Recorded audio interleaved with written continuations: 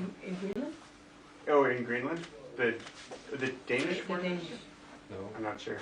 Yeah. I don't think so. He left on Saturday. Yeah, he left. Right. Yeah, because he was in for the Canadian consulate opening. Yeah, but he's left.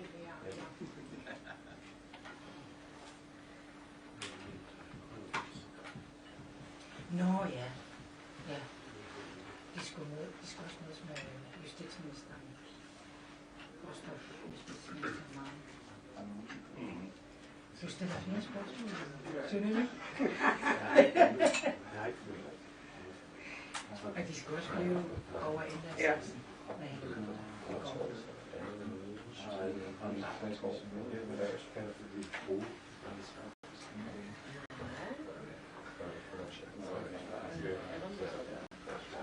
Hvor længe er du her?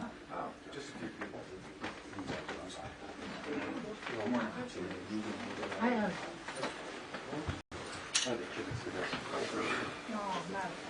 Ja, kom.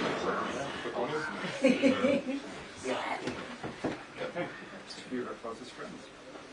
Yeah. So and They might just all stand up behind each other. Show of unity. Ja, vi godmorgen. better. If you see it, suggestions, I wish we had a spreader. Yeah, I wish we had a spread of them. Yeah, that's fine. Well, I'm just a spreader. Spread the flag. Yeah. It's bad. It's a beautiful green vegetation. This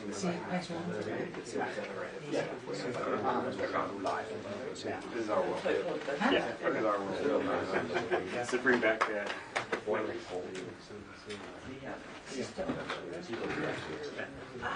er rigtigt. Ja, ja. Du kan jo placere dig.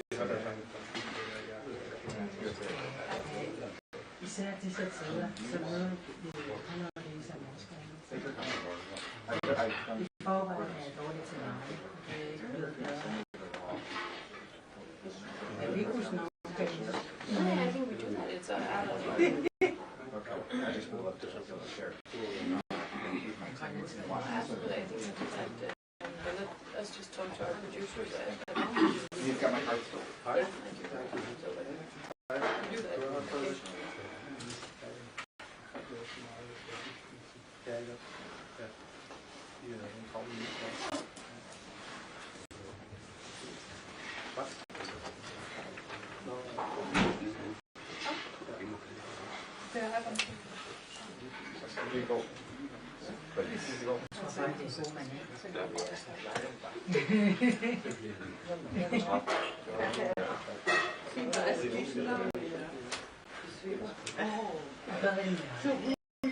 Må vores sekretær tage et billede af os derinde?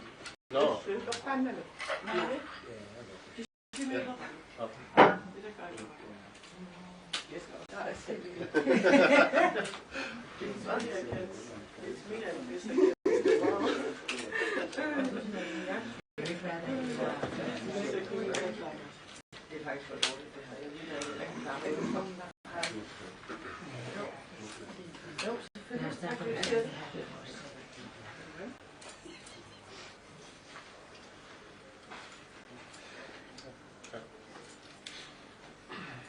Det er jo meget udfordrende. Vi har også jeg har jo set, hvordan det er andre steder. Så vi er meget bevidste om vores underkost. Og hvad de får sagt.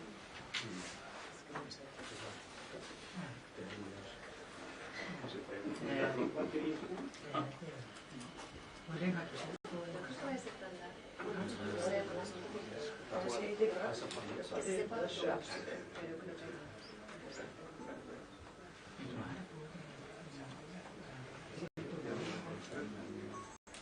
Tag billeder af ham, der tager et billede.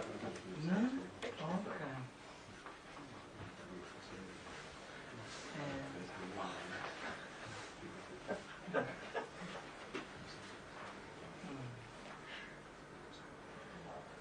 har jo mange det er jo ratificeret i forhold til 1, 2, 1, 2. der er mange ting, der gør det om de vil.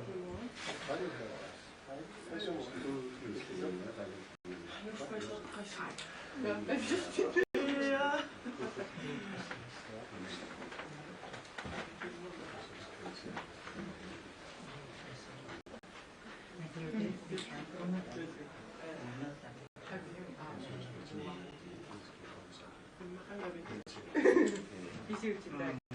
Det gør vi også. Are you helping with camera? Or you have a good look? Okay.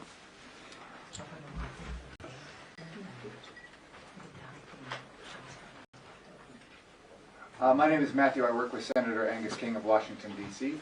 The 4 senators who are here are heading back from a visit with the Prime Minister. They just had a long conversation with him, and they'll be here and share their thoughts on everything that they've seen and heard in the last few days, as well as the last 6 weeks with everyone. Thank you. Apologies for a few minutes behind. Okay. Thank you.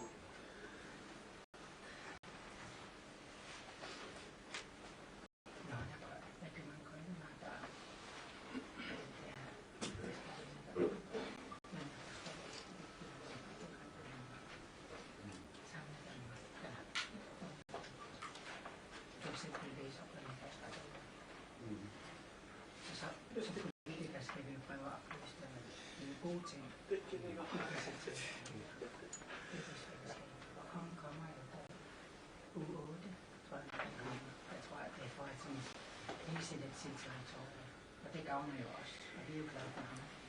Han er jo god. Hvad?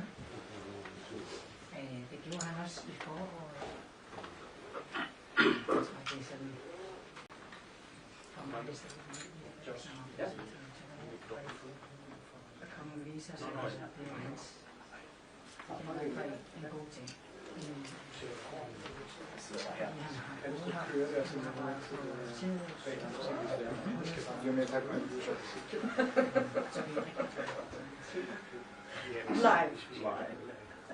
Ja, det er også sådan lidt med ham der restaurant.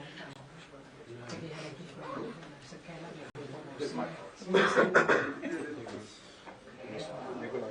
han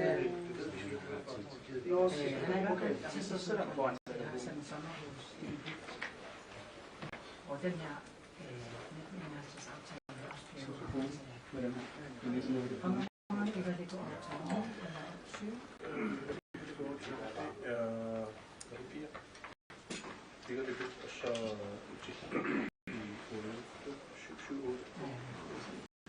så den her base med USA har jo været og Danmark underskrevet med dem, og vi så har opdateret med det, så vi kan blive involveret i det her. Ja, jeg lige startet. Jeg hedder Isa. Jeg ankom i fredags, så jeg er meget glad for at være her. Hvor længe har du været i Nuuk? Okay.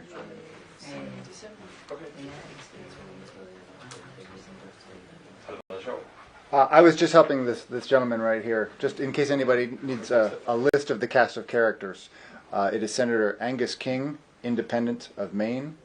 It is Senator Lisa Murkowski, Republican from Alaska. It is Senator Maggie Hassan, Hassan, Democrat from New Hampshire. And it is Senator Gary Peters, Democrat of Michigan.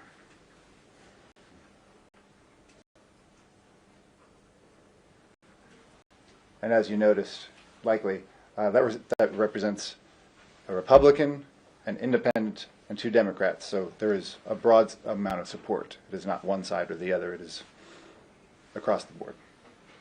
Support for what? For being here. Skulle lige prøve at få ham til at sige os. Actually, a question. Yes. Is it possible to talk to Angus King or Lisa Murkowski after the Q&A, or is it only the Q&A? I think no, there will be Q&A.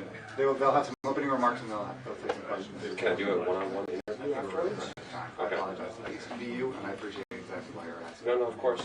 Is it possible to get a program of what they've done, where they've been? Yeah, I can do that. Okay, great. Can she take everybody? I don't think so. Okay, so it will be only for K9. Oh no, I wasn't making any special for him. I was just going to give him the rundown of what they have done the last 3 days. There's no access that nobody else is like. Okay. And everybody.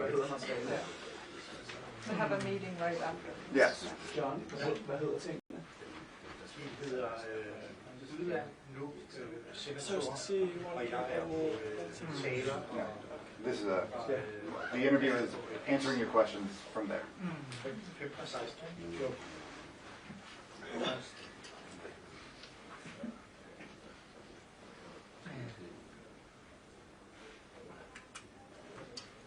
Men hvis vi har...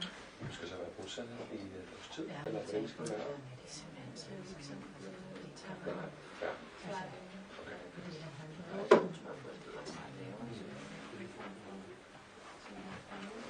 ja. Det burde også være på tilbud, når man siger.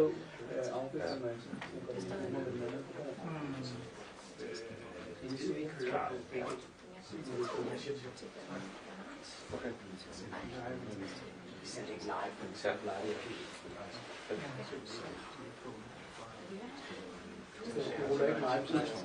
Jo, præcis, ja. Ja, det er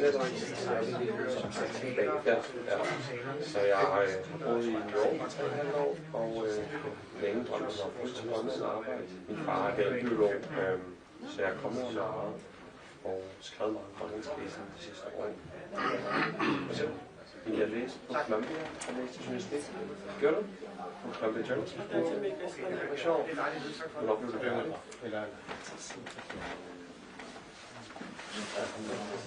Okay, du blev færdig i 23.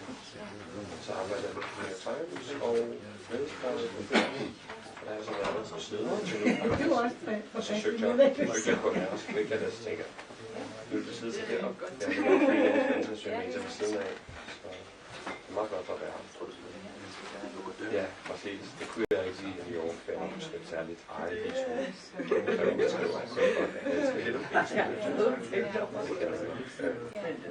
Så. Ja. Det er præcis. Jeg nok cirka frem til 23. Godt, så er vi lige overlappet. Ja.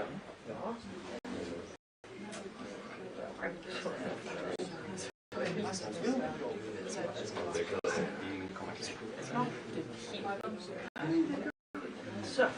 Ja. Kommer hvis du har en skærm, så jeg ved ikke, om jeg har det samme måde, men jeg kan godt relatere til det der med sådan en abrupt afslutning. Men jeg er også meget. gør det vist. Ja, det gør det. Jeg har boet mange steder, så jeg boede i det der hus til at starte med. Ja, og så har jeg så boet i Bedstøj, så har jeg boet i Prospect Heights de seneste 2 år, sammen med at medstudere. Men det blev bare så dyrt til sidst, og jeg var ret underbetalt på skolen.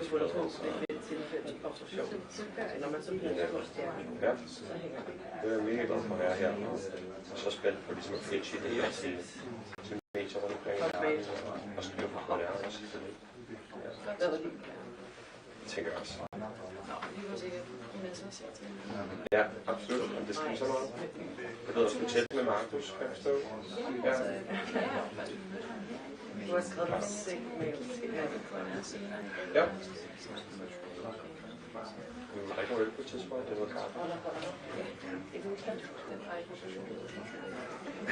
Ja, præcis. Ja.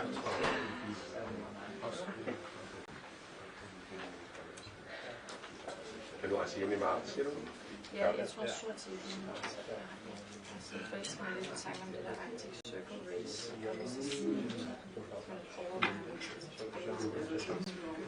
Hvornår er det, du har siddet der i marts? Sidste 3 dage i marts. Okay. Der er også en hundesledløb. Er det ikke også i marts, tror jeg? det gad jeg godt. verdensmesterskab. Det er meget vildt. Ja.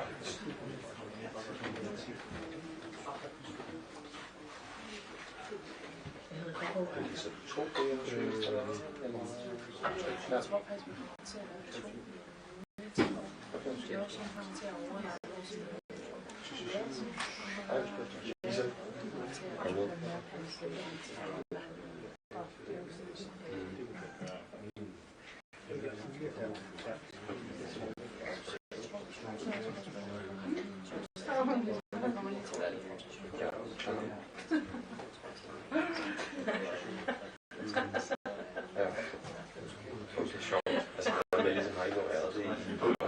hvis ikke overhovedet.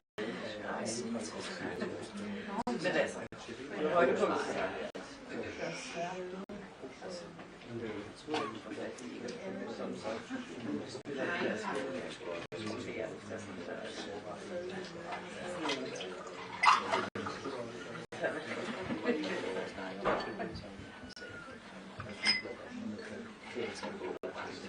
Ja, okay, så det var ligesom en ændret pipeline, så at sige, før det stak af.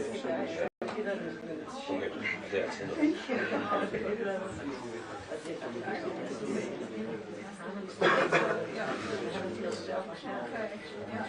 Jeg kan sjovt, hvis man bare lige spille ud i det med det samme. Altså, jeg havde første vagt. Jeg har første vagt i dag. Ja. Det gider jeg.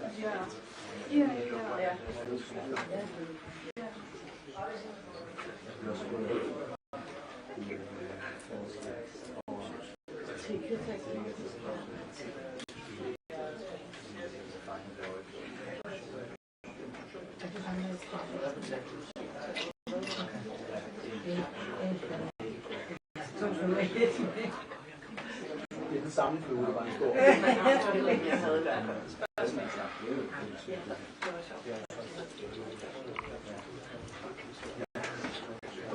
Jeg blev det så ansat hos DR lige efter en skole, eller hvordan gik det?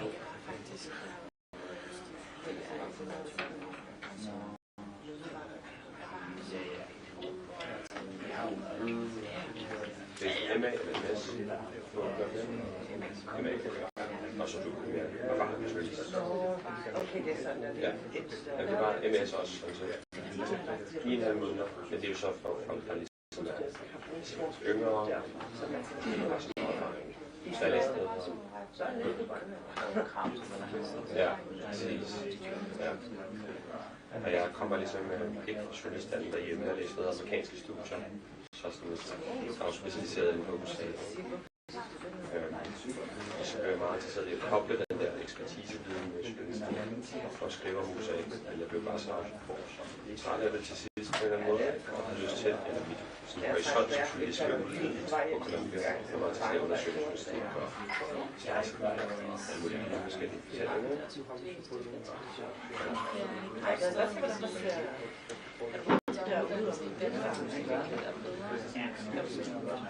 Jeg ved ikke, om vi var om sommeren. Jo, der er sådan store. Ja, den der endte på forsiden af New York Times. Alt over efter at bruge verden.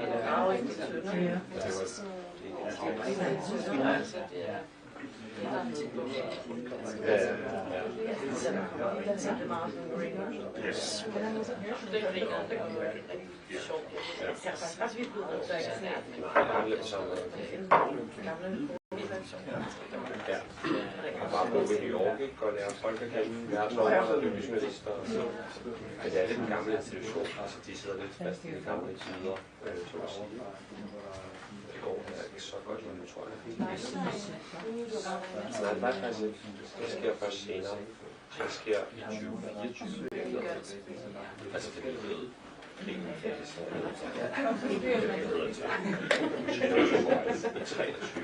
er en grønlandsk ting. Jeg bliver færdig i maj.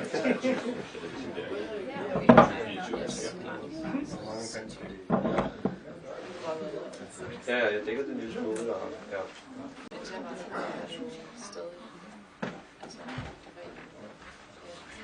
Ja.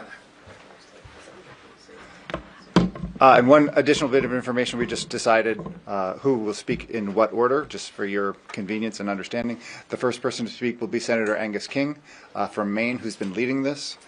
He is co-chair of the United States Senate Arctic Caucus, which he joined with Senator Lisa Murkowski, Republican from Alaska, who will be speaking after him. And after that, it will be Senator Gary Peters. And then after that, it will be Senator Maggie Hassan.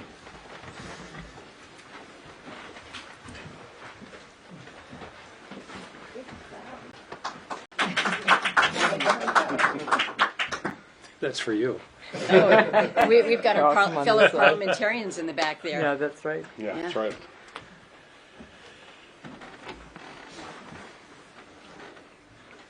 Well, we've had a very productive and informative trip to Greenland over the last 3 days. We started up north at Pituffik Space Base. We've been here for the last couple of days meeting with public officials. We just met with the Prime Minister, meeting with the Foreign Minister later this morning, met with parliamentarians, the ICC.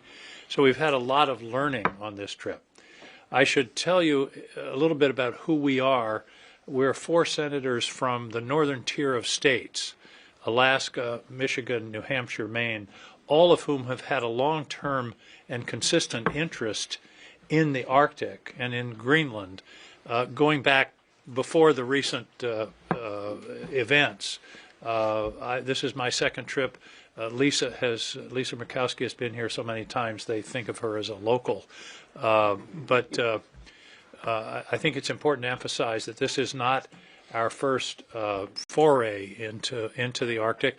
In fact, we have been beating the drum for at least 10 years about the strategic importance of the Arctic in terms of global competition, and that there should be an Arctic strategy, and that we should be working with the nations, the Arctic nations, particularly those that are members of NATO, all of whom are members of NATO, to provide security to the high north.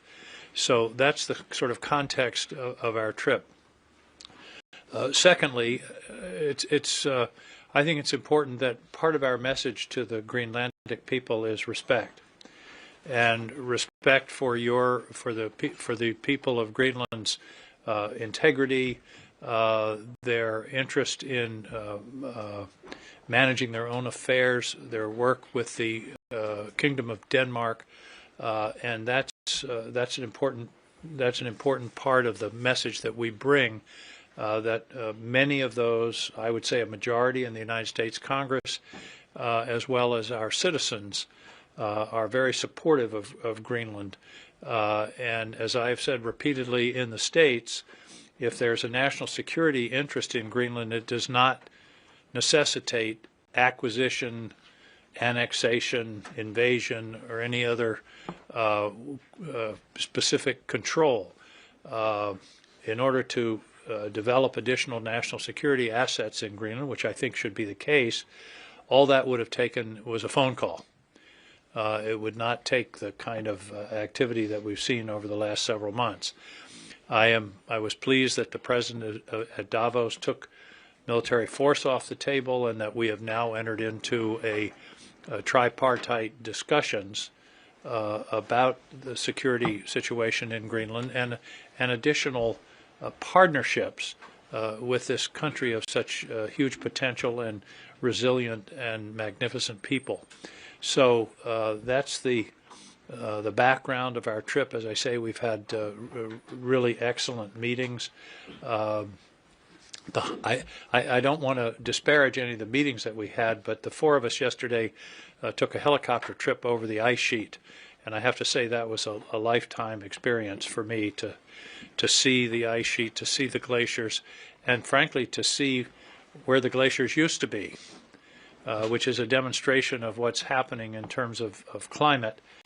This country is one of the epicenters of climate change, and to have had that experience yesterday and fly back into Nuuk, into the sunset, was one of the most memorable experiences of my life. So we will take some questions, but all 4 of us are going to make some statements. My name is Angus King, by the way. I'm a United States Senator from Maine. I'm an independent. I caucus with the Democrats, and look forward to working with my colleagues in Washington and with the administration to develop the kind of positive, mutually respectful relationship with Greenland that comity and the rules-based international order requires. So with that, I will turn it over to my colleague from Alaska. I will tell one story. When I first entered the Senate, being from Maine, which we have, for example, the Icelandic company Eimskip has a major facility in Maine. I said to Senator Murkowski one day walking over to the Senate chamber, I would like to be the Arctic senator. And Senator Murkowski immediately replied, no, you can be the assistant Arctic senator. So I will introduce the Arctic senator, Senator Murkowski. Senator King, thank you. Thank you for that. I am Lisa Murkowski. I'm from the state of Alaska, the state that makes the United States an Arctic nation, and an Arctic nation that I think has just of late come into its own responsibility for the Arctic. This has been a significant CODEL for my colleagues. As has been mentioned, I've been here in Greenland multiple times, but each time is yet another opportunity to better understand not only the region, not only the geography, but the strength and the resilience of the people. As Senator King mentioned, we had a pretty spectacular day yesterday, about a 10 out of a 10 in our opportunity to see the ice cap. But I could not help but look at this land, this massive, raw, ancient land, without thinking about the people who call this land home and who have for generations and thousands of years, and the resilience of the people. And so to those resilient, strong, amazing people who are now feeling threat and fear from our country, your ally, it hurts my heart. It hurts my heart to know of the anxiety and the concern that you and your families face as you feel this time of unsettledness and what that must mean. We've had very good conversations with fellow parliamentarians, as Senator King mentioned, just with the Prime Minister, shortly with Vivian Motzfeldt, your foreign minister. These have all been important because there has not been a single meeting that we have had where it has been suggested that we don't want to have the United States as a friend and an ally. We do not want additional security. What we want is for these discussions about security to be done with us. Nothing about us without us. There is a reason for the name of your security strategy. And it's not just about defense, it's about all aspects of your security. And so recognizing the sovereignty, recognizing the autonomy of the Greenlandic people is something that we have an obligation as your friend and your ally to work towards addressing. There is no relationship, personal, business, or otherwise, that comes easy, that comes without work. In just a few sentences and words, trust that has been built since World War II has been eroded and degraded. We need to work to rebuild that trust. That's why you see members of Congress that are here to remind you that yes, our president may make certain statements, but we also, as Congress, have a role. We have a system of checks and balances. So how we exercise that, I think, is important for Greenlanders to know as well, whether it is through the power of appropriations and authorizing or not authorizing spending, whether it is the value of exchanges that is so important in understanding one another. Know that your Congress, our Congress, has a role in how we move forward with our friends in Greenland. I will end with one comment. We talk a lot about the transatlantic alliance and what that means from a NATO perspective and how important it is to continue that. I think more of the alliance as being a trans-Arctic alliance and what we as Arctic nations can be doing as we build the strength and security that benefits Greenland, that benefits the Kingdom of Denmark, that benefits Alaska and the United States. There is a shared interest that we must work together towards, and it begins and it ends with constructive, respectful dialogue. And I'll now turn to my colleague, Senator Peters. Thank you. I'm Gary Peters, Senator from Michigan. This is my first trip to Greenland, and I'll concur with my colleagues. It's been just an amazing trip. Not only a beautiful country, but the people that we've had a chance to meet and get to know have treated us like family, and I believe it is mutual. I mentioned I come from Michigan. I will just say for the record, it's actually colder in Michigan than it is in Greenland here now. So I wanted to escape the cold of Michigan to come north, and it has been a fabulous experience. In Washington, I serve as the ranking member on the Homeland Security Committee. I'm also a member of the Armed Services Committee. So every morning when I wake up, I think about trying to keep the United States and the American people secure. And when we think about security, to me, there are really three core elements that keep us secure. One, we need to have a strong economy. We want to be financially secure. We want a strong military to keep us secure. But the third element is absolutely essential, and that means we have to have friends. You can't just have two of the three. You need all three. You need a strong military, you need a strong economy, and you need friends. And the people of Greenland are our friends. The people of Denmark are our friends. And when you have friends, you respect that relationship, you trust each other, and that's what we have to do as a country. Unfortunately, we have a president that has broken that trust. I think, in a significant way, and we now have to repair it. And that's why the four of us ventured up here for this trip, is to show that we care about the relationship between the people of Greenland and the people of the United States. We consider you friends. We want you to consider us your friend. We know that trust has been stressed, and now it's our opportunity to build that trust once again so that we can continue to have this strong friendship. So this is a first step, one of many steps. But my message to the people of Greenland: know that you have many friends in the United States. In fact, the vast majority of Americans believe that you are indeed our friends, and we need to treat you with the respect and trust that we know each of you deserve. And I'll hand it over to Maggie Hassan from New Hampshire. Thank you. Well, as Gary said, I'm Maggie Hassan, Senator from New Hampshire. It is also colder in New Hampshire right now than it is in Greenland. First of all, just to the Greenlandic people, to all our hosts here, thank you for your hospitality. It becomes very clear, and this too is my first visit to Greenland, when you get here, how strong, how resilient, how warm, and how creative the people of this wonderful country are. And so we are very grateful for the welcome we've received. I will echo what my colleagues have said. I serve on the Homeland Security Committee as well, and I would analyze what it takes to be a secure nation just the way my colleague Senator Peters just did. But I think it's really important to for the Greenlandic people to know that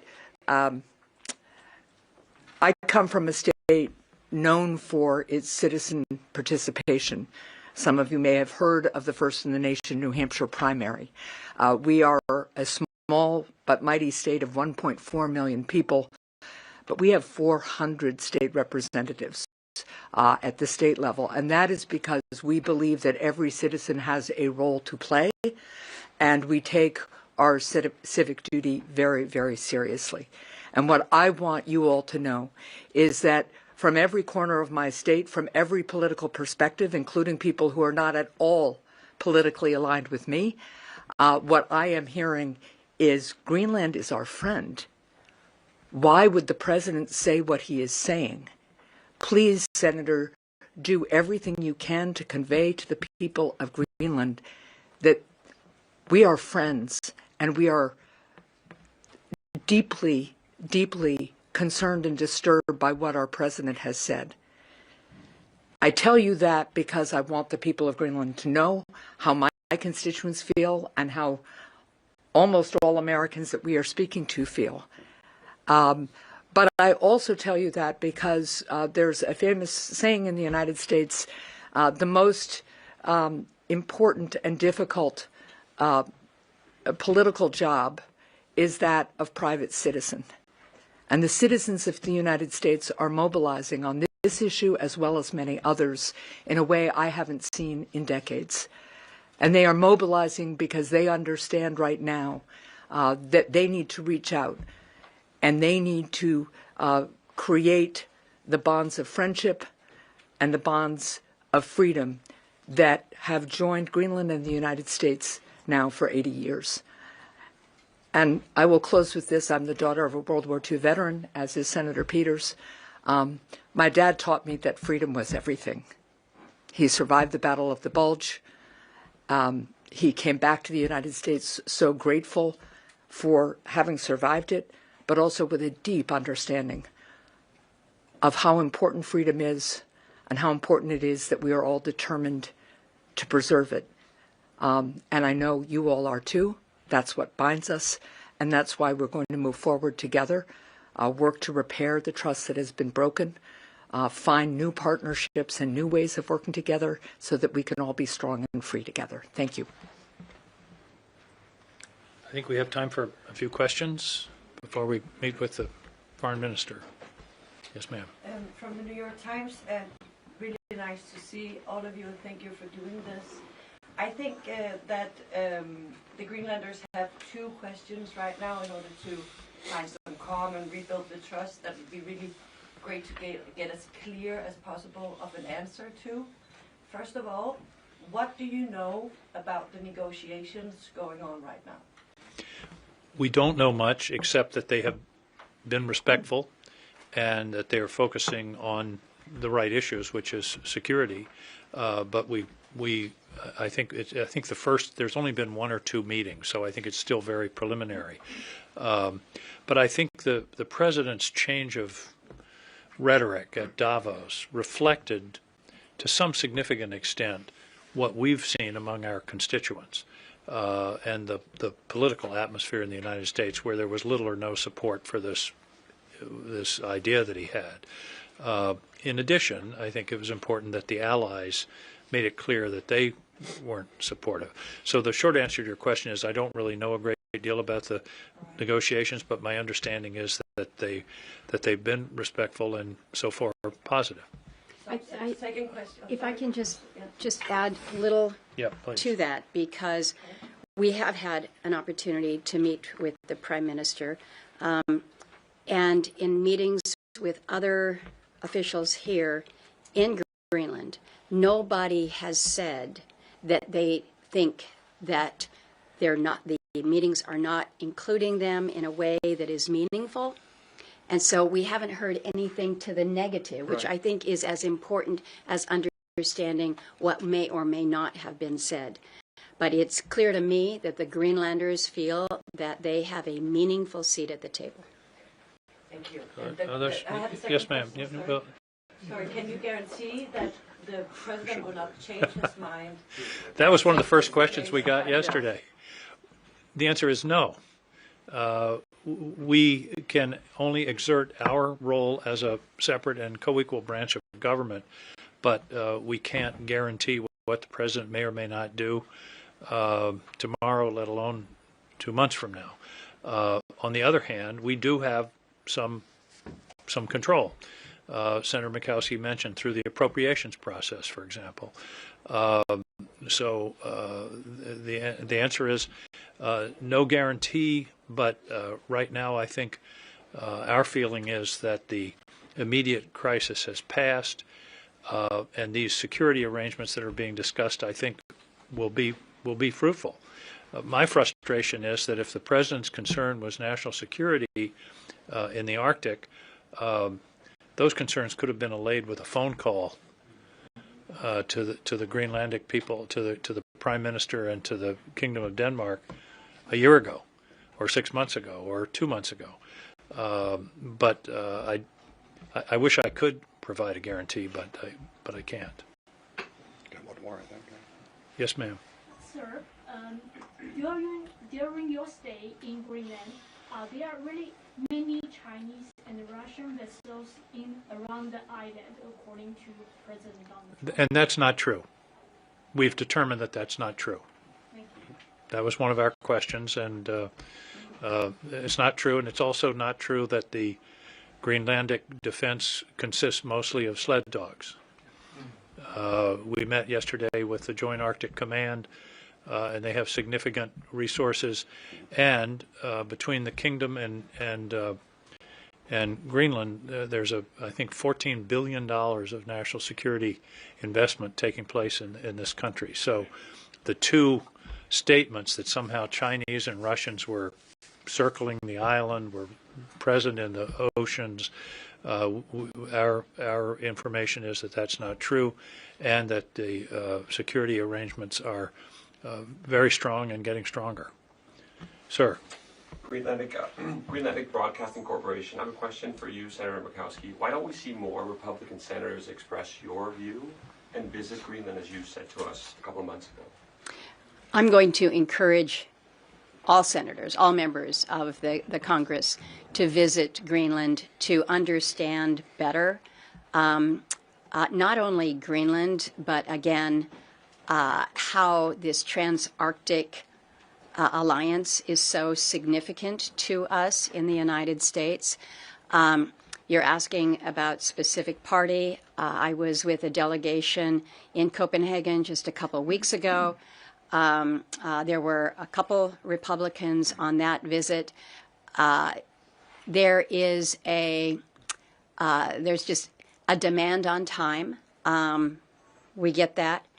But I will also speak to the fact that there are some members of my party who don't want to be seen as engaging in anything that might be viewed as contrary to President Trump's initiative or desire, and so who may not be speaking out publicly on the issue of Greenland specifically.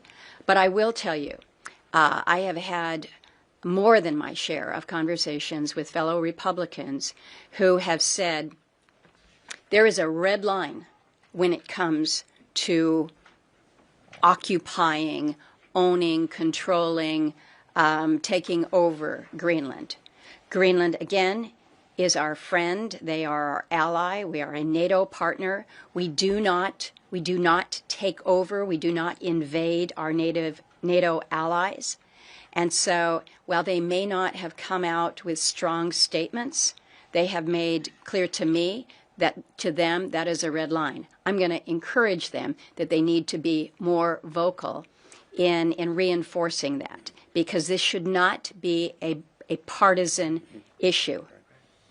Sovereignty, respect for the sovereignty of another nation, respect for our NATO allies, that should not be Democrat, Republican. It should be just pro-democracy. Apologies, we do have just time for a few more questions. Cecily from the Danish Broadcasting Corporation. So Congress is, of course, a very powerful part of the American democracy. But I think as a European right now, there is a sentiment that maybe it can be bypassed by the president. Is that a threat that you take seriously? Yes. This president has acted unilaterally in a great number of areas. In fact, there are only two major pieces of legislation that have been passed in the first year of his administration. All the rest of the activities of the administration have been largely unilateral. And I believe that the Congress has abdicated its responsibility to be a co-equal branch of government. And this is something that's going to be work through as we work into the remainder of this administration, and particularly we have midterm elections coming up in something like 9 months.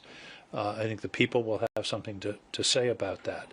The framers of our Constitution very deliberately separated power because of their concern, based upon human nature, that when power is concentrated in one set of hands, it will almost inevitably be abused. And we have been, unfortunately, living that for some time now, and proving the framers' wisdom day by day.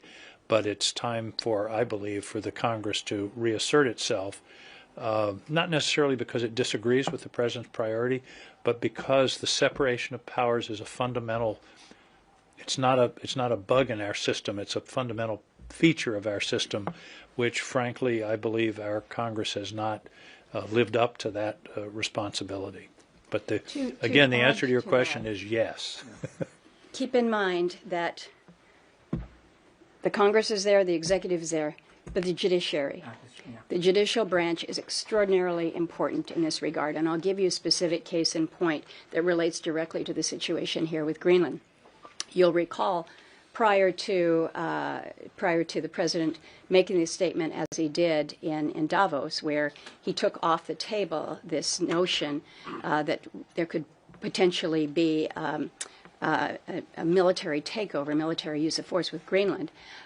It was the discussion of tariffs, wasn't it? He was going to impose tariffs arbitrarily on those countries that had sent individuals, even if it was just two members of their military, to come to Greenland for what? To provide for additional security. So it was seemingly inconsistent as to why he was imposing them, other than to assert his level of influence. The problem that he has with that is that his ability to exert tariffs in this way has been challenged not only in the Congress, where myself and a good handful of other Republicans challenged that, but more importantly by the courts. And that is in the process of going through the Supreme Court now. As most observers would suggest, it appears that that the administration's assertion of the President's authority in that is not on very sound footing. And so you recognize that we have a role in the Congress, but the judiciary is, you can call them our backstop, or you can call them the next check, but it all comes together when we assert our authority. Right, and I would just add to that, what doesn't make the news very much is how many of the President's actions have been challenged in court, and how generally the challenges to those actions have resulted in rulings against the President. What has happened a lot is after the President is ruled against, the administration just drops out of the case, and so money starts flowing the way it should again. So I want people to know that it's not just action at the Supreme Court, which I have my disagreements with at times. We all do. That's the nature of our system. But at the lower level federal courts, we are seeing challenges to the President be successful a large percentage of the time. I'm sorry, we need to wrap it up. We have a very important meeting that we're already running a couple minutes late for with the Foreign Minister. Thank you all very much. Thank you all very much. Thank you for being here. Thank you.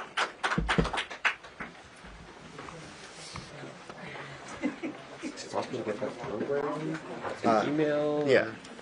Let me do it from our flight. Great. You Thank can you. email me. Okay? Email me, so I'll just hit reply. Okay, thank you. And when are you flying?